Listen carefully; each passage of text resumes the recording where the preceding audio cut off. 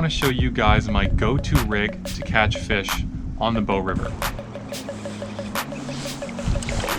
Oh, that's a big fish. This thing is fighting.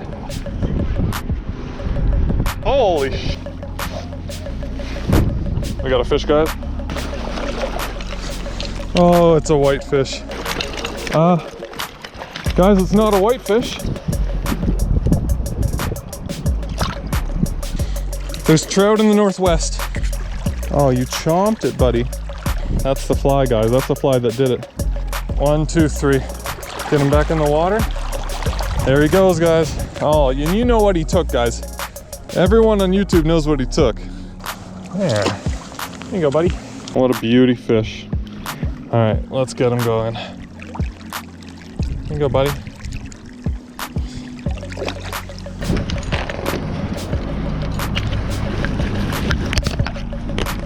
Oh my God, it's a trout. He took this little red zebra midge.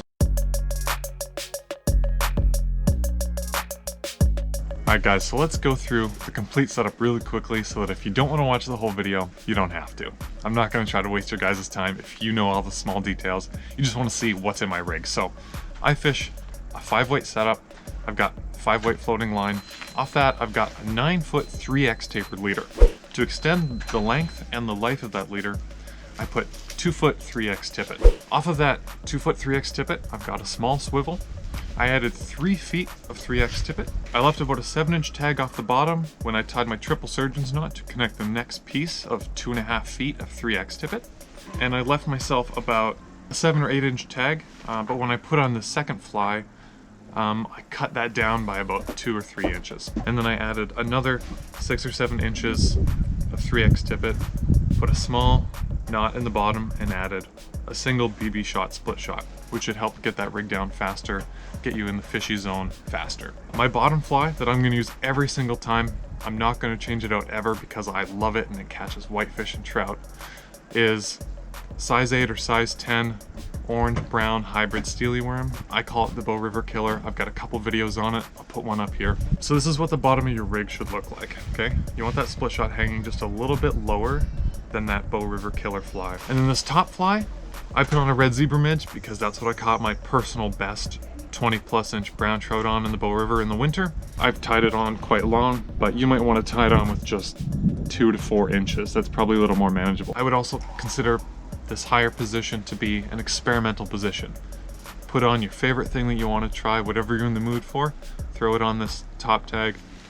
But this bottom one, that's what you're going to catch 90% of your fish on.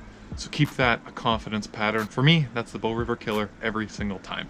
So something that's critical here is when you tie that fly onto the tag end, we're tying it onto the bottom tag end. Never ever tie a fly onto a tag end that faces up toward your rod. So from our very bottom split shot up to our swivel, we've got about 5 feet, 5.5 feet. So a lot of areas in the Bow River where you're fishing, the fish are going to be holding between 2.5 to 5 feet.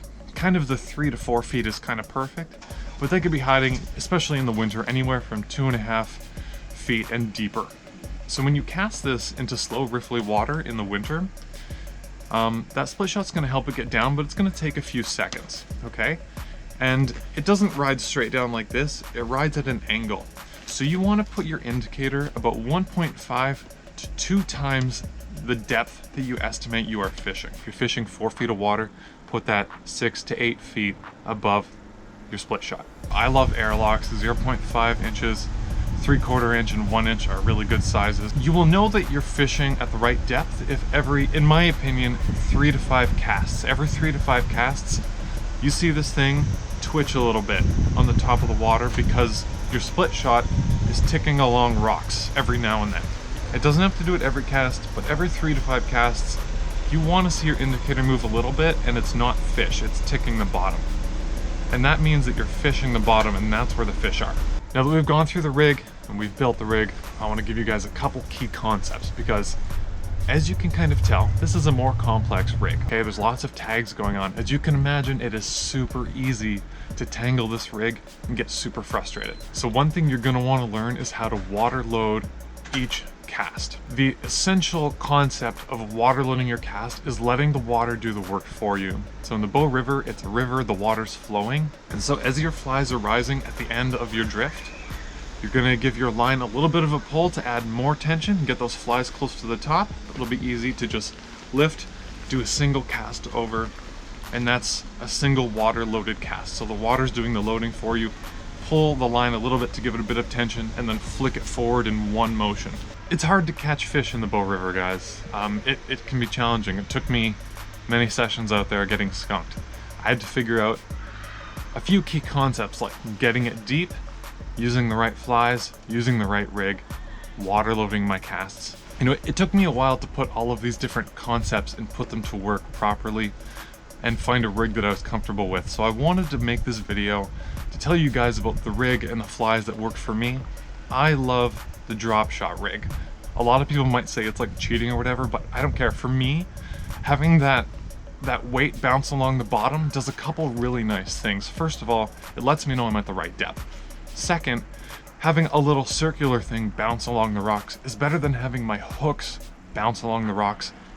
I lose way less flies with the Dropshot Rig, with the weight at the bottom, than if I put the weight in between my first and second fly. I lose way less flies. I find using tags gives my flies a lot more action in the water. Fishing only 2 flies is a little bit more manageable than trying to do 3 tags. I have fished triple nymph rigs, but it's even more of a nightmare, right? And usually those higher water column flies don't produce nearly the same as that bottom fly does. So it's not really worth it. It's much easier to get tangled. And then if you do lose your rig, you know, if one of your flies hangs up underwater, now you're only losing 1 to 2 flies instead of 2 to 3 flies. It's cold out, and putting a rig like this together in the cold is tough. And since this rig is killer in the winter in the Bow River, I would recommend you make this at home, okay? So you can make all of these tags and everything, but just don't attach it to the swivel, okay?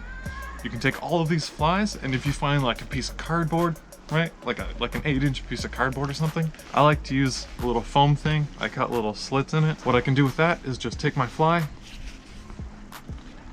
stick it in the top, then I can just take my rig and I can wrap it. All you have to do is connect that one end to your swivel. You're ready to fish, guys.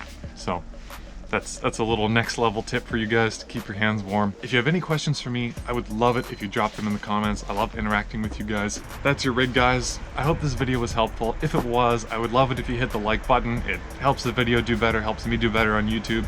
I would love it if you hit the subscribe button to watch more of my content, more of my videos.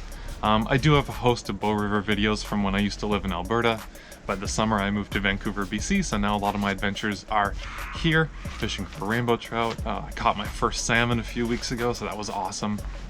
New challenges. One thing that's interesting about BC is you can only fish 1 fly, so I can't put any of this to use anymore, but maybe you guys can in Calgary. So thanks for watching, guys.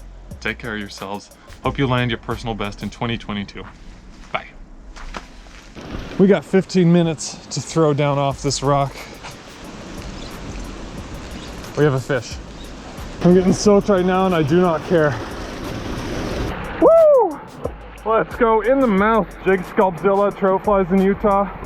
Also salmon flies. No adipose fin, guys. That's a hatchery fish.